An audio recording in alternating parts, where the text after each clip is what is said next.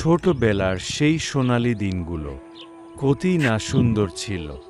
চলুন ফিরে যাই গ্রাম বাংলার সেই শৈশবে, যেখানে প্রতিদিন ছিল এক একটা খেলার উৎস। গ্রামের মাঠে খালি পায়ে দৌড়, আর একটা বলি ছিল সব আনন্দের উৎস। কেউ ছিল মেসি, কেউ রোনালদো মনের ভিতরে। লাঠি আর কাঠির কারুকাজে ভরপুর সাহসিকতার পরীক্ষা। আকাশে উড়ানো সেই কাঠি যেন আমাদের স্বপ্ন ছুঁত।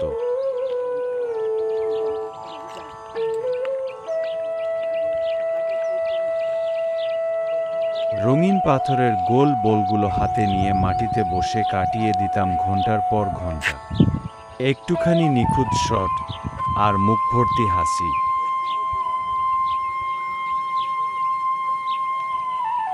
রঙিন সুতো পেঁচিয়ে ঘোরাতাম কাঠের লাঠি, মাটি ছুঁয়ে ঘুরতে ঘুরতে যেন আমাদের ঘোর লাগিয়ে দিত।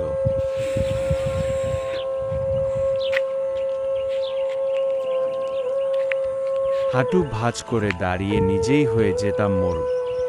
কে পড়ে কে টিকে, বন্ধুত্বেও ছিল একটা হাস্যরসের প্রতিযোগিতা।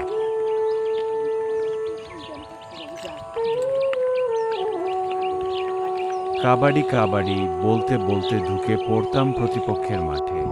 জয়ের জন্য নিঃশ্বাস ধরে রাখার খেলাটাই ছিল সবচেয়ে রোমাঞ্চকর।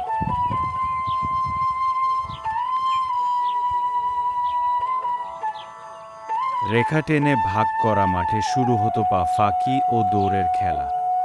এই খেলায় ছিল গতি, ধৈর্য আর অদ্ভুত কৌশলের মিশেল।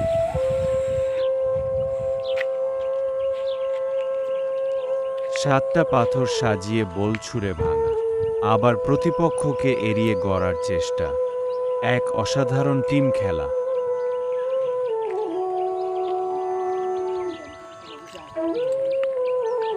বৃষ্টির দিনে কাগজ বা কলাপাতার নৌকা বানিয়ে জলে ভাসানো, ভেলায় ভাসত আমাদের ছোট ছোট স্বপ্নগুলো।